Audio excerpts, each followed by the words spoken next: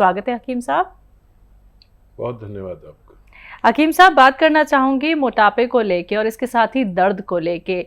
जो भी व्यक्ति ज़्यादा वेट गेन कर लेता है या फिर मोटापा उसे बहुत ज़्यादा हो जाता है, एक तो मोटापा बीमारियों का कारण भी हो सकता है और साथ ही साथ जो लोग बहुत ज़्यादा मोटे हो जाते हैं तो इसका असर हमारे पैरों पर भी पड़ सकता है। क्या पैरों में दर्द उत्पन्न हो सकता है? सही आप कह रहे हैं कि मोटापा दरअसल वक्त से पहले बुढ़ापा है। यानी आप हैं जैसे तो आपका संतुलित है जी जिस्म, और अगर इससे दुगना हो जाए तो आप बूढ़े से लगने लगे जी। तो यही सबका है कि मेरा वजन अगर इससे दुगना हो जाए तो मैं भी बुढ़ा सा लगने लगूंगा। देखने वाले को शायद मैं बहुत अच्छा लगूं, लेकिन ये जो भी वजन बढ़ता है वो हमारे पैरों पर ही तो लोड लेना है। पैरों पर, घुटनों पर, और आखिर तो कमर की रीढ़ की हड्डी ही सब कुछ संभालती है। और बुढ़ापा बीमारियों को दावत देने की निशानी भी है।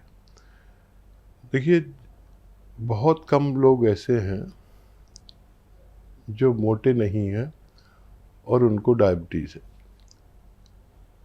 90% मोटे लोगों को डायबिटीज़ होती है और 95% थायराइड मोटे लोगों को होता है या थायराइड से मोटे हो जाते हैं। बात तो एक ही है। हमारे जिस्म में जो संतुलन है इस चीज़ों का वो बढ़ जाता है और वो लोड चर्बी बढ़ने से हमारे दिल पर आता है और दिल मजबूर हो जाता है कि वो प्रेशर ले, जिसको ब्लड प्रेशर कहते हैं। खून में भी चर्बी हो जाती है। खून गाढ़ा हो गया तो दिल बड़ी मुश्किल से उसको फेंक पाता है। इसमें सबसे बड़ा काम मोटापे का ही होता है। मोटापा होगा तो डायबिटीज़ तय है, याद रखें। डायबिटीज़ आना तय है अगर मोटापा है। डायबिटीज़ आना तय है अगर आप अपने जिस्म की ज़रूरत की एक्सरसाइज नहीं करते, यानी पैदल चलना और एक्टिव रहना बहुत ज़रूरी है। एक्टिव इसे कहते हैं कि जैसे मैं हूँ तो मैं 5-6 घंटे शूट करता हूँ, कभी किसी चैनल पर, कभी किसी चैनल पर। लेकिन मैं जहाँ भी जाता हूँ, जब मुझे फुर्सत मिलती है मैं टहलने लगता हूँ। 5 मिनट 10 मिनट भी मिलते हैं तो मैं टहलता रहता हूँ, फिर शूट करता हूँ, फिर टहलता हूँ, फिर शूट करता हूँ, फिर टहलता हूँ। ऐसे मैं 1 घंटा या उससे ज़्यादा रोज़ टहल लेता हूँ ताकि मैं खुद भी तंदुरुस्त रहूँ। एक तंदुरुस्त डॉक्टर का या वैद्य का मशवरा लोग ज़्यादा कीमती मानते हैं। मतलब जैसे मैं बेडोल बहुत मोटा हूँ, मेरा पेट निकल गया है और मैं पेट वाले को नुस्खा बताऊंगा तो कोई मेरा यकीन नहीं करेगा। मैं अगर मेरे बाल नहीं हो ये तो मैं किसी बग़ैर बाल वाले को मशवरा दूंगा तो वो कहेगा इसके तो खुद ही बाल नहीं है। तो सबको मशवरा देने से पहले हमें खुद को स्वस्थ रहना मुमकिन है। तो बिल्कुल दर्शकों, देखिए, आप लोगों को अपना ख्याल तो रखना ही होता है, तभी तो आप लोग आगे किसी भी व्यक्ति को ये बता सकते हैं कि हमने ये नुस्खा अपनाया था, ये नुस्खा हमें हकीम साहब ने बताया था, तो आप भी इसका फ़ायदा उठा सकते हैं। लेकिन उसके लिए दर्शकों एक एक बात को लिख लीजिए, समझ लीजिए, कहीं पर भी कोई चूक नहीं होनी है। अगर कुछ लिखने से आप लोग छूट जाते हैं तो आप उसके लिए हमारे हेल्पलाइन नंबर पर बात कर सकते हैं। इसी के साथ पहली कॉलर है, उनसे बात कर लेते हैं। तस्लीम है, स्वागत है आपका। मैम नमस्ते मैम। जी नमस्कार, कहाँ से बात कर रही हैं? मैं पंजाब से बात कर रही हूँ, तरसेम पर बात कर रही हूँ पंजाब से। मैंने आपके यहाँ से गोंसिया मंगवाया है और एलोवेरा का सिक्का मंगवाया है मैम। ठीक है? ठीक है। ते वो जो मैं गोंसिया ले रही हूँ, एक चुटकी पहले आधी से चुटकी रहती थी, अब एक चुटकी मैंने शुरू कर दी है। तो मेरे जो बाएं सर्कल है पैर है ना, उसमें ना थोड़ा सा वजन सा भारी भारी लगता है, थोड़ा थोड़ा दर्द होता है। तो उसके लिए सर बताइए मैम आप। कितने दिन से ले रहे हैं तस्लीम आप ये नुस्खा? मैं 15 दिन से ले रही हूँ। एलोवेरा का सिरका भी ले रही। स्किन की एलर्जी भी है, मुझे खांस होती है, थप्पड़ पड़ती है और पेट में कब्जी भी रहती है, पेट साफ नहीं होता, गैस बनती है बहुत, सर में भी गैस चढ़ जाती है। ठीक है। देखिए एक चुटकी नहीं, 2-2 चुटकी लीजिए। ये जो आप गौनसिया ले रहे हैं 2-2 चुटकी लीजिए, और हो सकता है कि टांगों में खिंचाव सा आ जाए, अनईजी सा लगे, तो ये जो कुछ होगा वो गौनसिया से ही होगा। हो सकता है दर्द बढ़ जाए, तो फिक्र नहीं करना, ये दवा से ही होगा। 1-2% लोगों को खिंचाव या दर्द बढ़ जाता है, तो ये एक मुकम्मल इलाज है, रॉ मटेरियल है, असली आप तक पहुंच चुका है। और पेट अगर आपका इम्प्रेस रहता है तो मेथी का दाना 100 ग्राम और धनिया का दाना 200 ग्राम पाउडर बना लें और 1-1 चम्मच खाया करें आप खाने से आधा घंटा पहले पानी के साथ, और ये दवाएं जारी रखिए। मेरा अनुभव है कि ये चीज़ें ख़त्म होने से पहले आदमी का रोग ख़त्म होना मुमकिन है। और अगर वो तप्पड़ से पड़ते तो 1 चुटकी रोज़ाना इसमें सिरके के पानी में ये जो सोडा होता है खाने का वो मिलाकर आप खा लिया करिए रोज़ाना कम से कम 1 बार, तो वो एलर्जी भी आपकी ठीक होना मुमकिन है। जी, अगले कॉलर हैं नागपुर से राशिद, स्वागत है आपका। माफ मैडम, कीजिएगा आशीष आशीष से बात जी। कर हाँ जी आशीष जी बताइए।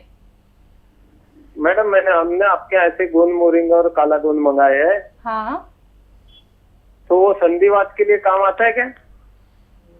जी जी, ये शुरू कर दिया आपने? हाँ कर दिया। और मैंने ये पूछ रहा था हकीम साहब कि मैं वो रॉड निकालने के बाद भी उसको ले सकता हूँ ना? ज़रूर ले सकते हैं, ज़रूर ले सकते हैं। और हाँ, जिसको भी अभी रॉड निकालना है मुझे। जी जी ठीक है।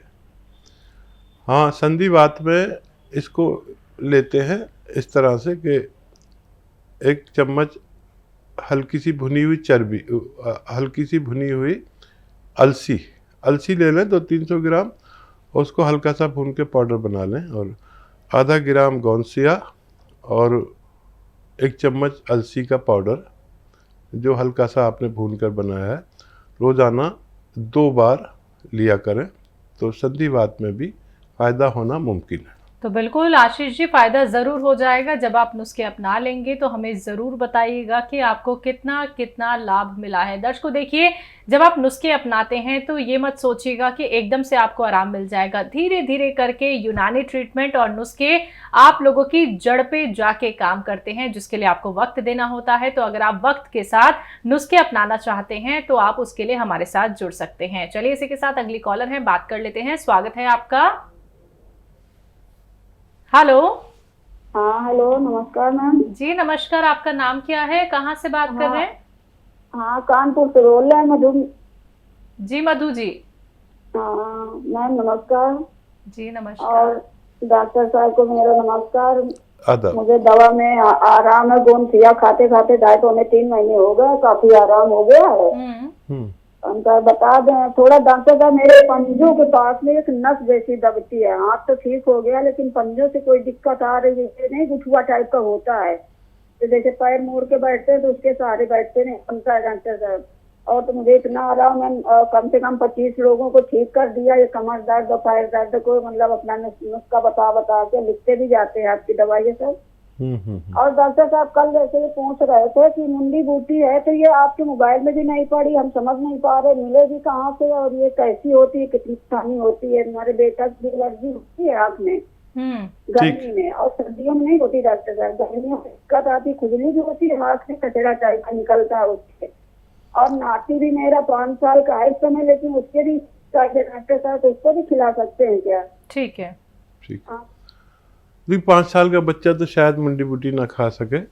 ये देखिए, ये होती है बॉल होती है और दबाने से दबती है। मुंडी बूटी बहुत मशहूर है। अगर आपके घर में कोई सेल फोन यूज़ करता है तो उनसे कहें कि मुंडी बूटी ज़रा सर्च करके दें गूगल पे, तो फ़ौरन सामने आ जाएगी, तो आप समझ जाएंगे। या बहुत आसान है इसको समझना, सस्ती भी बहुत आती है। तो इसके छोटी बड़ी बॉल आती है, मटरे से की बॉल होती है, उससे बड़ी, उससे बड़ी, उससे बड़ी, कंचे की बराबर तक आती है, तो आपको मटरे की बराबर लेनी है। 5 साल का बच्चा तो नहीं खा पाएगा, तो इसको 2 बूटी रोज़ाना पानी में उबाल के, ढक के उबालना, और उसको पिला दिया करें, 3 दिन तक पिलाएं। और जो निगल के खा सकता है उसको खिला सकते हैं। मुंडी बूटी इतनी परेशानी की बात नहीं है मिलना। आप जब पंसारी की दुकान पे जाते हैं या जो दवा बेचने वाले लोग होते हैं ना, कच्ची दवाएं, तो वो आपको दिखाएंगे। 5-10 रुपए की इतनी आ जाती है कि आपके पूरे ख़ानदान के लिए काफ़ी हो। तो ये खिलाइए उनको। और आप देखिए हमारे साथ तो जुड़ी गई हैं और आपने 25 लोगों को गौन स्याह से अच्छा कर दिया। यही मैं चाहता हूँ कि आप जैसे सम्मानीय लोग जब अच्छे हों तो फिर अपने आसपास के लोगों को भी बताएं, ताकि उनको भी फ़ायदा हो सके। क्योंकि आप मुद्दत से परेशान थी और भगवान ने आपको फ़ायदा दिया। अब ये भगवान जब भी खुश होगा, आपको अपने फ़ायदे से इतना नहीं जितना दूसरों की तकलीफ़ आप महसूस करेंगे। तो आप ये काम करते रहिए, हमेशा करिए, जब तक जीवन है, जब तक लोगों को फ़ायदा पहुंचाइए। आपको फ़ायदा अभी कुछ दिन बाद मुकम्मल होना मुमकिन है। तो बिल्कुल, जैसे कि आपको लाभ तो मिल ही रहा है मधु जी, जो आपके कंधे में तकलीफ है वो भी दूर ज़रूर हो जाएगी। संयम के साथ आपने नुस्खे अपनाए हैं, तो थोड़ा सा इंतज़ार और कर लीजिएगा, थोड़ा सा वक्त नुस्खों को ज़रूर दे दीजिएगा। फिर आप हमें बताइएगा कि कितना % अब आपको लाभ मिला है। आइए बात करते हैं अगले कॉलर से। सुमन है, स्वागत है आपका। प्रणाम जी प्रणाम सुमन जी। आदाब। जी से बात हो सकती है? बात हो रही है सुमन जी, मैं आपका सवाल का तलबगार, बताइए क्या सवाल है। हमारा एक लड़का है, उसको थोड़ा सा डिप्रेशन है। लड़का है, डिप्रेशन है, और दूसरा है हमारी एक रिश्तेदार, उनको घुटनों में बहुत दर्द है और सूजन है। ये 2 सवाल है मेरे। दोनों की उम्र बता दीजिए। लड़का 20 साल का है और 60 ईयर्स की लेडी। ठीक है, तो देखिए नुस्खा लिख लीजिए, बहुत आसान है। ये जो आपके घर में धनिया, तो सभी महिलाओं के किचन में होता ही है। ये धनिया असली वाला हो, मतलब मिलावट वाला ना हो। पिसवा लें चाहे तो, आधे किलो 1 किलो धनिया पिसवा लें। और ये बच्चे को रोज़ाना, देखिए एक मिलता है नमक ज़ैतून, असली लें। धनिया तो असली मिलता है, लेकिन नमक ज़ैतून नकली भी लोगों ने बना लिया है। तो धनिया 1 चम्मच और नमक ज़ैतून इसमें 1 चुटकी, जितने आपकी इस चुटकी में आए उसमें मिलाकर रोज़ाना 2 बार, खाने से आधा घंटा पहले और रात को और सुबह को, यानी दोपहर को जो खाना खाते हैं, 2 बार दिया करिए। आपके बच्चे का ठीक होना मुमकिन है, लेकिन 4-5 महीने लग सकते हैं। जिन रिश्तेदार के आपके घुटनों में दर्द है, उनसे कहें कि अगर झाड़ू पोंछे की करना पड़ता है तो वो करना छोड़ दें, और ये वेस्टर्न टॉयलेट, कुर्सी वाला शौचालय का प्रयोग करें। और अलसी ले लें, अलसी को हल्का सा भून लें, ज़्यादा नहीं भूनना, हल्का सा भूनकर इसका पाउडर बना के रख लें। 400-500 ग्राम अलसी ले लें, बहुत सस्ती आती है, और भून के पाउडर बना लें। एक आता है गौन स्याह, गौन स्याह भी काफ़ी नकली मिलता है, असली वाला गौन स्याह लें। ये आधा ग्राम समझ लें कितना होता है,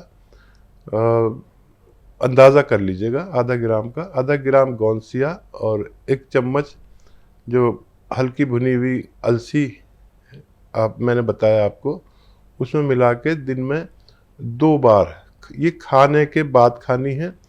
पानी से लें या बगैर चर्बी के दूध से लें, तो दोनों रोगियों को फ़ायदा होना मुमकिन है।